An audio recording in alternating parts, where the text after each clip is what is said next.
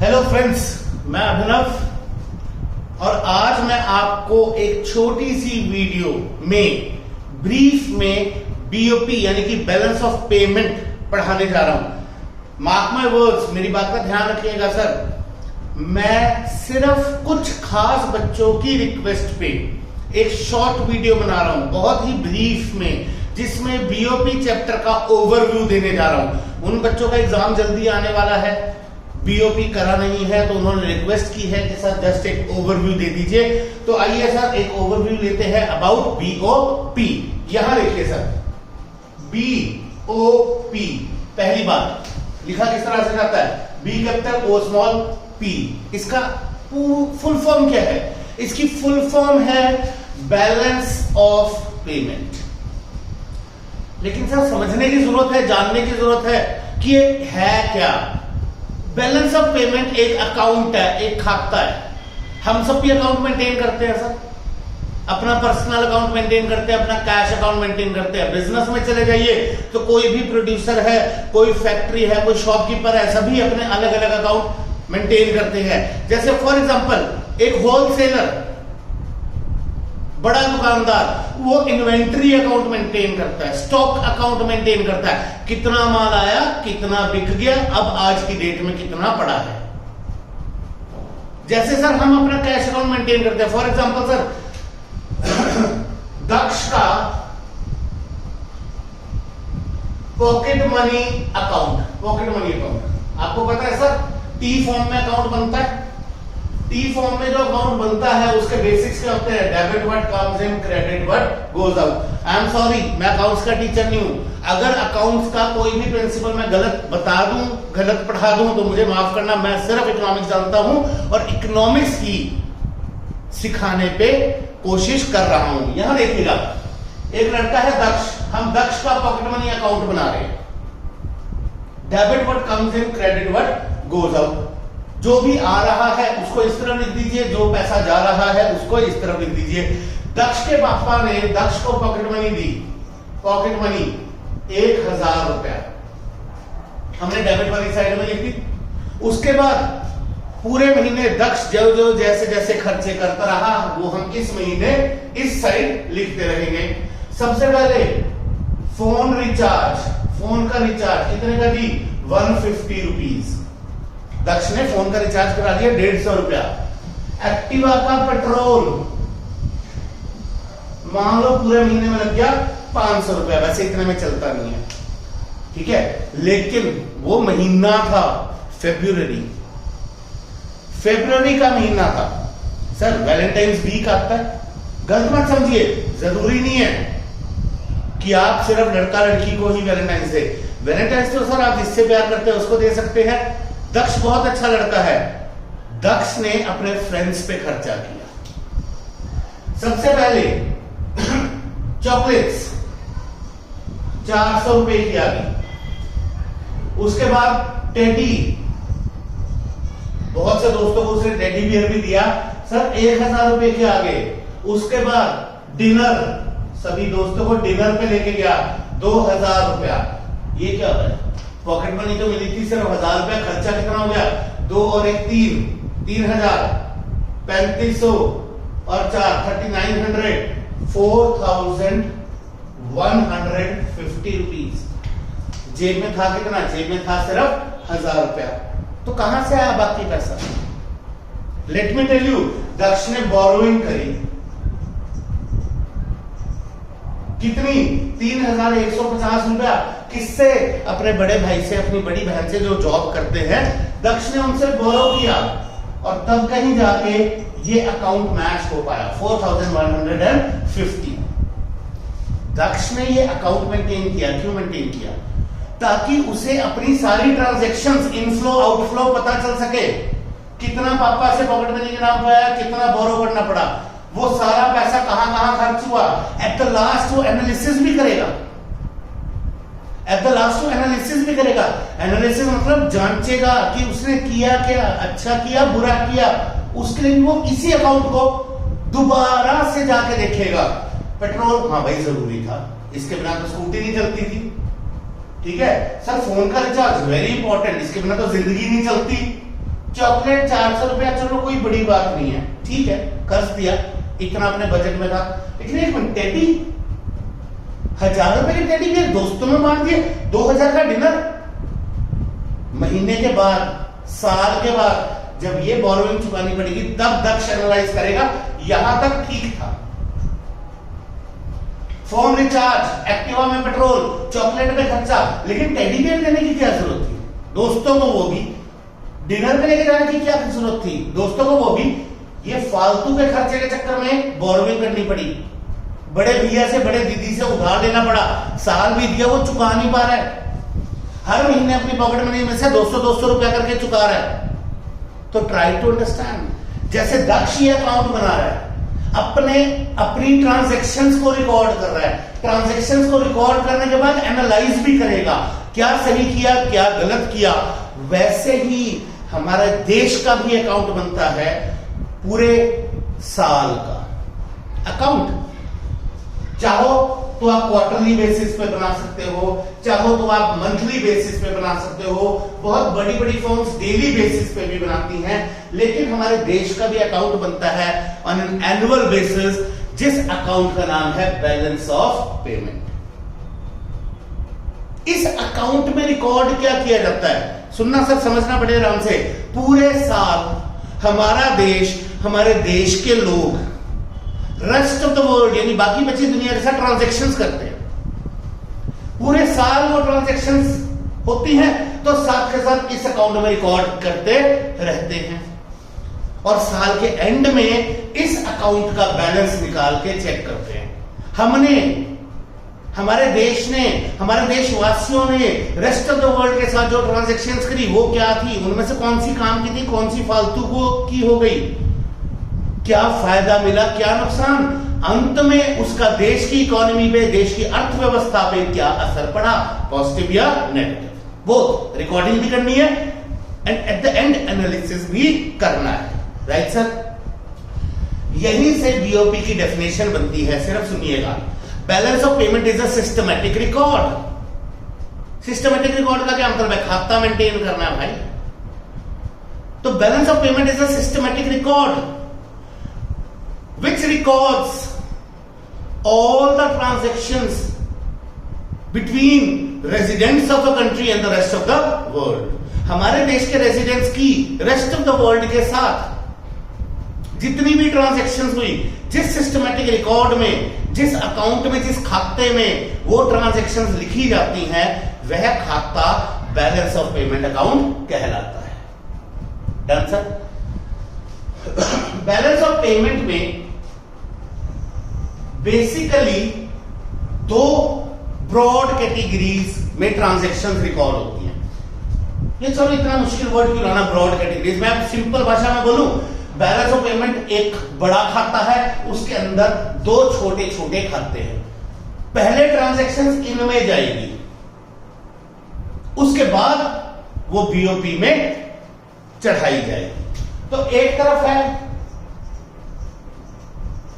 Current account BOP, तो दूसरी तरफ है कैपिटल अकाउंट बीओपी। जैसा मैंने बोला, बीओपी एक बड़ा खाता है, उसके अंदर दो छोटे खाते हैं, एक है करंट अकाउंट, एक है capital account. Current account BOP की डेफिनेशन बहुत सिंपल है। Current account of BOP records all such transactions which do not cause any change in the asset or liability status of the country। ऐसी transactions किसके बीच में? Between the residents of a country and the rest of the world. जिन transactions का देश के asset और liability पे कोई खास फर्क नहीं पड़ता, खास छोड़ो पड़ता ही नहीं है। मतलब आम आदमी की भाषा में जो साधारण डे टू डे ट्रांजैक्शंस है, रोजमर्रा का लेन देन, जिसका कोई लॉन्ग टर्म इंपैक्ट नहीं पड़ने वाला देश पे, देश की अर्थव्यवस्था पे, वो सभी ट्रांजैक्शंस कहां आ जाएंगी? Current account of BOP. जबकि कैपिटल अकाउंट जस्ट उल्टा है। Capital account of BOP records all such transactions between residents of a country and the rest of the world. Transactions किसके बीच में है? हमारे देश के नागरिकों के बीच में है, and the rest of the world, which causes and impact on the asset and liability status of the country. मतलब कि जो भारी भरकम ट्रांजैक्शंस हैं जिनका असर पड़ने वाला है, आप ऐसा कह लीजिए हमारे एसेट्स और लायबिलिटीज दोनों में बदलाव आ जाएगा। एसेट्स क्या होते हैं? हमारी जमीन हमारा एसेट है, हमारा मकान हमारा एसेट है, हमारे पास गाड़ी है हमारा एसेट है। कोई भी ऐसी चीज फिक्स्ड कैपिटल जो लॉन्ग टर्म तक हमारे को कमा के देगी वो हमारा एसेट है। जैसे फॉर एग्जांपल हमारे पास इतनी बड़ी बड़ी इंडस्ट्रीज हैं, वो हमारे देश का एसेट है। हमारे देश की जमीन वो हमारा एसेट है। तो समझिए वो भारी भरकम ट्रांजैक्शंस यानी लेन देन, ट्रांजैक्शंस यानी लेन देन, जिससे हमारे एसेट्स में बदलाव आ रहा है, या तो बढ़ रहे हैं घट रहे हैं, वो कहां जाएंगी? कैपिटल अकाउंट ऑफ बीओपी में। सिमिलरली सिर्फ एसेट नहीं, लायबिलिटीज में भी बदलाव आ रहा है। लायबिलिटी क्या होती है?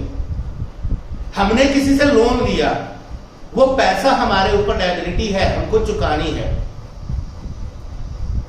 समझिएगा, जो भारी भरकम ट्रांजैक्शंस हैं जिनसे देश के एसेट और लायबिलिटी स्टेटस में कुछ ना कुछ बदलाव आएगा, वो कहां जाएंगी? Capital account of BOP. मैं आम आदमी की भाषा में बोलता हूं।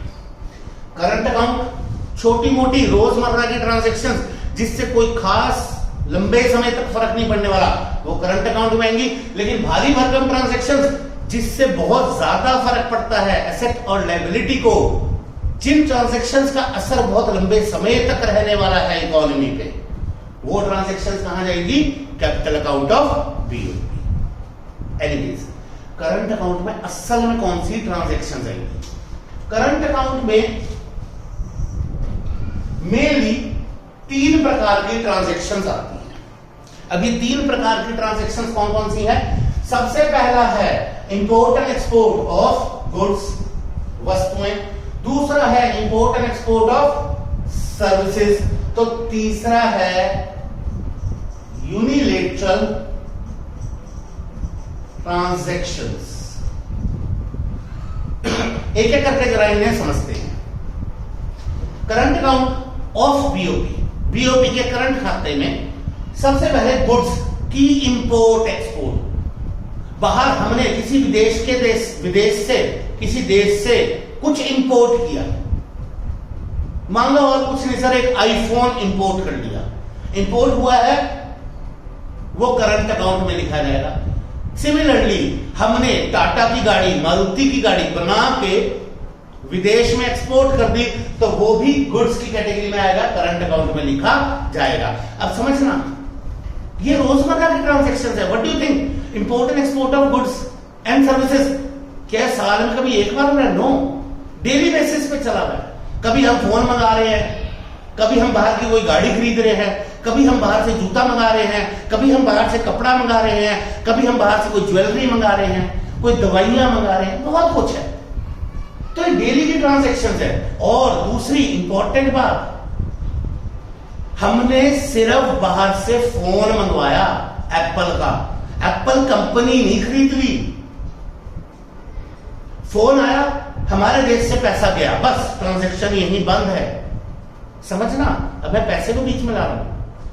बाहर से फोन आया, हमारे देश से पैसा गया, बीओपी को एक नया टर्म दे रहा हूं, पैसे से जोड़ रहा हूं। फोन आया, हमारे देश से पैसा गया, बस ट्रांजैक्शन यहीं बंद। सिमिलरली हमने गाड़ी बनाई, टाटा कंपनी की, महिंद्रा की, मारुति की and rest of the world, बाकी बची दुनिया को बेच दी। सर हमने गाड़ी बेची है, अपनी फैक्ट्री नहीं बेची, अपना एसेट नहीं बेचा, अपने देश की कंपनी नहीं बेचती, सिर्फ एक प्रोडक्ट गया है, प्रोडक्ट गया, पैसा आया, बस ट्रांजैक्शन वहीं बंद। इस ट्रांजैक्शन का कोई बहुत लंबे समय तक असर नहीं पड़ने वाला, ना ही हमारे देश की एसेट और लायबिलिटी पे कोई असर पड़ेगा। तो गुड्स की इंपोर्ट एक्सपोर्ट तो अनलिमिटेड एग्जांपल्स है, आप लोग खुद अपने दिमाग में सोच सकते हैं क्या क्या चीजें डेली बेसिस पे इंपोर्ट एक्सपोर्ट हो रही है। Anyways, come over to services. Services भी इंपोर्ट एक्सपोर्ट होती है। अब कई लोग ऐसे सोचेंगे कि भाई सर्विस कैसे? Let me give you an example.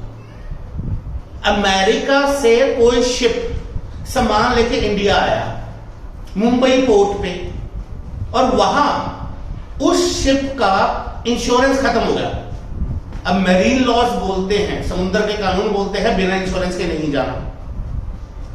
सामान लेके जा रहा है भाई, रास्ते में कुछ हो गया, सामान डूब गया, क्लेम कहां से मिलेगा, पैसा डूब जाएगा, तो उसको इंश्योरेंस करवानी है। उसने इंडिया की LIC से इंश्योरेंस करवा ली। I am not sure LIC वाले शिप की इंश्योरेंस भी करते होंगे कि नहीं, सिंपली बोलो तो इंडिया की किसी इंश्योरेंस कंपनी से इंश्योरेंस करवा ली। हमने एक अमेरिका की शिप की इंश्योरेंस करी है, दिस इज नथिंग बट हमने अपनी सर्विसेज उनको दी हैं। ये भी एक शॉर्ट टर्म ट्रांजैक्शन है। शिप आई, हमने इंश्योरेंस कर दी, सर्विस दे दी, उनसे पैसा ले लिया, पैसा आ गया, बस बात यही खत्म। हमने सिर्फ इंश्योरेंस करी है, अपनी इंश्योरेंस कंपनी नहीं बेच दी। सिमिलरली आजकल तो काफी चीजें ऑनलाइन चल पड़ी है, तकरीबन सब कुछ ही ऑनलाइन हो रहा है। अमेरिका का कोई बहुत मल्टी स्पेशलिटी डॉक्टर था, हम बीमार थे, हम ऑनलाइन गए और हमने उस डॉक्टर से वीडियो कॉन्फ्रेंसिंग करी, अपना हाल बताया, अपनी रिपोर्ट्स दिखाई और उससे दवाई ले ली, प्रिस्क्रिप्शन ले ली। आधा घंटे का उसने हमसे चार्ज कर लिया, मान लो $300, जस्ट एन एग्जांपल। तो समझना हुआ क्या, ये एक शॉर्ट टर्म ट्रांजैक्शन थी, हमने उनकी सर्विसेज इंपोर्ट करी है। बस एक बार उनकी सर्विस इंपोर्ट करी, उनसे सर्विस ली, उनको डॉलर दिए, हमारे देश से पैसा गया और ट्रांजैक्शन वहीं बंद। हमने वो डॉक्टर नहीं खरीद लिया, हमने वहां का अस्पताल नहीं खरीद लिया, it was a short term transaction. एक बार ट्रांजैक्शन हुई, पैसा गया और बस ट्रांजैक्शन ओवर। तो this was import and export of services. Similarly हमारे पास तीसरी ट्रांजैक्शन आती हैं, unilateral transaction. Uni means one, एक तरफा। बार बार बोलता हूं गिफ्ट्स एंड ग्रांट्स। विदेश में बैठे लिख ही देते हैं सर, गिफ्ट, ग्रांट्स और यू कैन से डोनेशंस।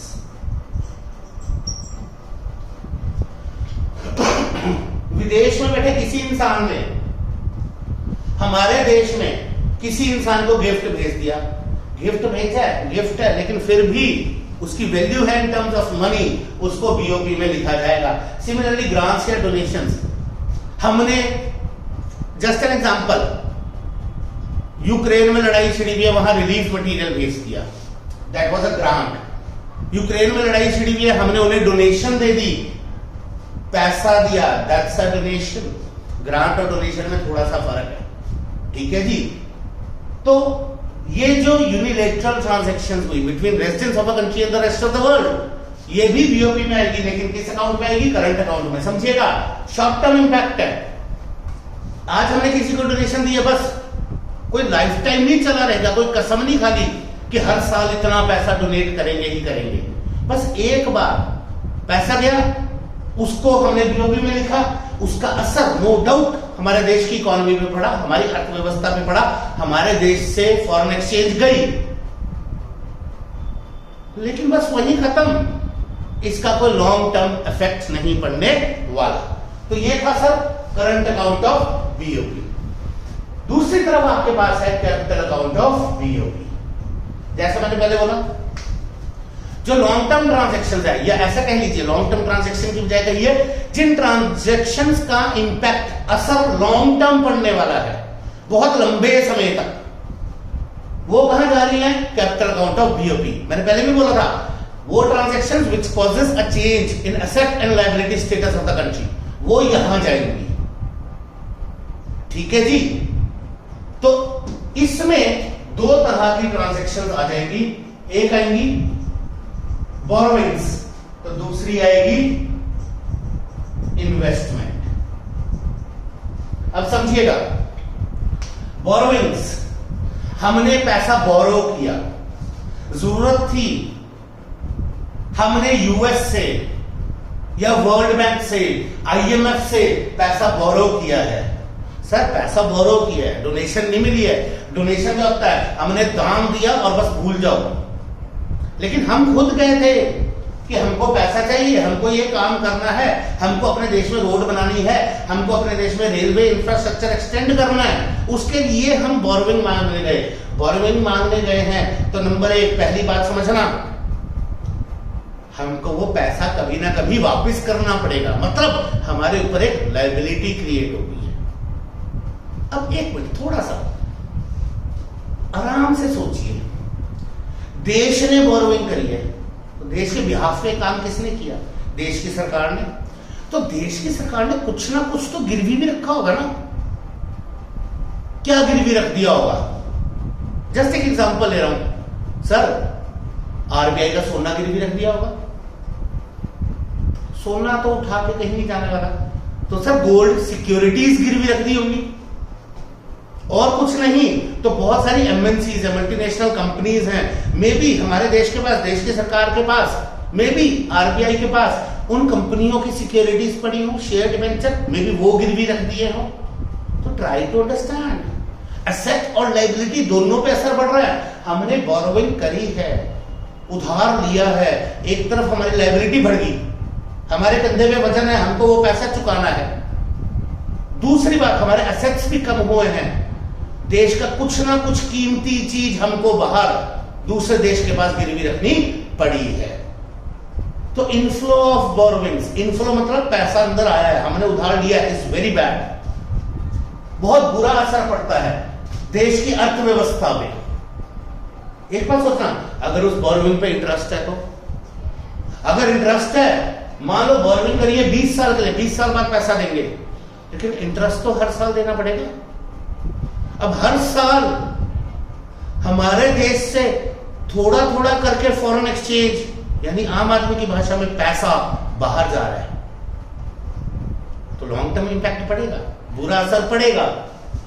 लेकिन उल्टा सोचो, अगर हमने किसी को बोरोविंग दी है, हमारे पास कोई आया, कहीं हमसे भी कमजोर देश है, नेपाल है, श्रीलंका है, बांग्लादेश है, हमारा बेटा पाकिस्तान ही आ गया, पापा है ना आफ्टर ऑल, हम बेटा बाप से नहीं मांगेगा तो किससे मांगेगा? वैसे भी आजकल बहुत ज्यादा भूखमरी है वहां पे, तो जस्ट इमेजिन पाकिस्तान ही आ गया हमारे पास, हमारे को थोड़ा सा पैसा दे दो, हमने दे दिया, व्हाट अ गुड थिंग। अगर हमने दिया तो समझना, अगर हमने दिया, नंबर एक हमारा एसेट क्रिएट हो गया।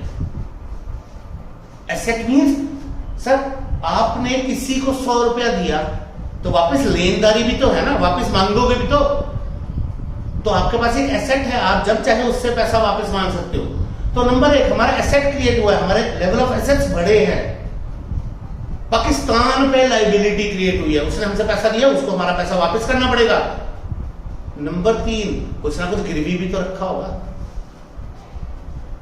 वैसे पाकिस्तान के पास है क्या गिरवी रखने के लिए, बट स्टिल जस्ट इमेजिन, कुछ ना कुछ गिरवी भी तो रखा होगा। तो हमारे एसेट्स तो हर तरफ से क्रिएट हो रहे हैं, ठीक है जी। तो बोरोविंग्स, इनफ्लो हमारे देश में हम मांग रहे हैं, बोरोविंग आ रही है, वेरी बैड। बहुत लंबे समय तक फॉरेन एक्सचेंज जाती रहेगी, जाती रहेगी, जाती रहेगी, लॉन्ग टर्म इम्पैक्ट। एसेट्स हमारे रिड्यूस हो गया, बहुत समय तक रिड्यूस ही रहेंगे। लेकिन आउटफ्लो, हमसे कोई बोरोविंग मांगने आया, हमने किसी को उधार दिया, as a country, as a nation, very good, हमारी अर्थव्यवस्था स्ट्रांग है और स्ट्रांग होगी। अब इन्वेस्टमेंट समझिए, मान लो अमेरिका की कोई कंपनी इंडिया में इन्वेस्ट करती है, हाँ नो डाउट, कई बार तो जरूरत पड़ने पर हम लोग खुद ही जाते हैं कि आओ हमारे देश में इन्वेस्ट करो। नो डाउट, एक तरफ हम लोग ये भी कहते हैं foreign investment is good for our economy, बहुत अच्छी चीज है सर, आनी चाहिए। इन्वेस्टमेंट आ रही है तो उसके साथ नई टेक्नोलॉजी भी आएगी, इन्वेस्टमेंट आ रही है, पैसा आ रहा है, यहां पे बिजनेस सेटअप हो रहा है, तो हम लोगों को एम्प्लॉयमेंट भी मिलेगी, टेक्नोलॉजी भी मिलेगी, एम्प्लॉयमेंट भी मिलेगी। लेकिन इस इन्वेस्टमेंट का एक और पहलू भी है, वो समझिएगा। अमेरिका की किसी कंपनी ने इंडिया में इन्वेस्ट किया है, इनफ्लो ऑफ इन्वेस्टमेंट, इन्वेस्टमेंट आई है, अब वो यहां पे कंपनी सेटअप करेंगे, अपनी फैक्ट्री, अपना प्लांट सेटअप करेंगे। उसके पहले तो, सबसे पहले तो सर वो कहीं ना कहीं जमीन खरीदेंगे। हमारे देश की वो जमीन जो पहले हमारे नाम थी अब वो अमेरिकन कंपनी के नाम है, हमारा एसेट गया रिड्यूस्ड। नंबर 2, वो हमारी मार्केट में एंटर कर गया है। जैसे पहले पुराने जमाने में ब्रिटिशर्स आए थे, ब्रिटिशर्स क्या करने आए थे? इंडिया की मार्केट को ही तो एक्सप्लोर करने आए थे। उनके देश में इंडस्ट्री थी लेकिन पॉपुलेशन नहीं थी। माल बेचो आके इंडिया में, पैसा कमाओ, अपने देश में ले जाओ। 200 साल चला तो आज भी तो उसी पॉइंट ऑफ व्यू से सोचिए, अगर कोई फॉरेन कंट्री की कंपनी इंडिया में इन्वेस्ट कर रही है, नंबर 1 हमारा एसेट रिड्यूस हो गया। फायदे हैं मुझे पता है, बट दूसरा पहलू देखिए। नंबर 1 हमारा एसेट रिड्यूस हो गया। नंबर 2 उनकी मार्केट एक्सपैंड होगी। अब वो हमारी मार्केट में एंटर कर गया। अब वो हमारे देश में आके हमारे रिसोर्सेज की मदद से, हमारी चीप लेबर की मदद से प्रोडक्शन करेंगे और हमारे को ही माल बेच के पैसा अपने देश।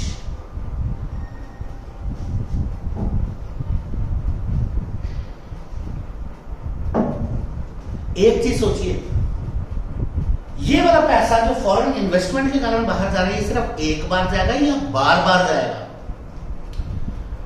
बाहर की कंपनी ह्यूंडई, फोर्ड, टोयोटा, इन्होंने इंडिया में आके अपनी इंडस्ट्री सेटअप कर ली, गाड़ियां बना रहे हैं। हम ही लोग वो गाड़ियां खरीद रहे हैं। सोचना, जमीन हमारी जमीन पे गाड़ी बन रही है, लेबर हमारे इंडियंस उस फैक्ट्री में काम कर रहे हैं, रिसोर्सेज हमारे, लोहा, जिस लोहे से वो गाड़ी बन रही है हमारे देश का है। बस है क्या, एक नाम उनका है, टेक्नोलॉजी उनकी है, गाड़ी बनाने का तरीका उनका है, डिजाइन उनका है, अंदर एम्प्लॉय सारे हमारे ही हैं। हमारे रिसोर्सेज से, हमारी लेबर की मदद से हमारी जमीन पे गाड़ी बनाई और हमारे को ही बेच दी, और हमारे देश से पैसा कहां जा रहा है? बाहर।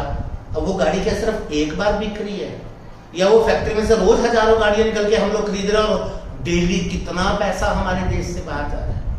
फॉरेन एक्सचेंज, US डॉलर्स कितना जा रहा है, समझिए। तो इनफ्लो ऑफ इन्वेस्टमेंट अच्छी है, एक तरफ हमको चाहिए, because still we are developing, हम फुली डेवलप नहीं हुए, हमको चाहिए, बट खुद सोचिए कितनी, एक लिमिट तो हो। अब बात करें आउटफ्लो की, अगर हमने, हमारे देश ने या हमारे देश की किसी कंपनी ने दूसरे देश में इन्वेस्ट किया, जस्ट इमेजिन कितनी अच्छी चीज है। नंबर 1 वहां गए, वहां फैक्ट्री एस्टैब्लिश करी, लैंड खरीदा होगा, अब वो लैंड हमारे देश का। नंबर 2 हमारी मार्केट एक्सपैंड हुई, हम दूसरे देश में जा रहे हैं, हम उनके रिसोर्सेज की मदद से प्रोडक्शन कर रहे हैं, हम उनके देश में माल बेच रहे हैं, अपना माल उनके देश में जाके बेच रहे हैं। सोचो तो सही, उनके देश से पैसा लेके आ रहे हैं, सच अ गुड थिंग। और ये पैसा क्या सिर्फ एक बार आएगा, बार बार आएगा, डेली बेसिस तक आएगा, अगले 20 साल, 25 साल, 30 साल तक आएगा।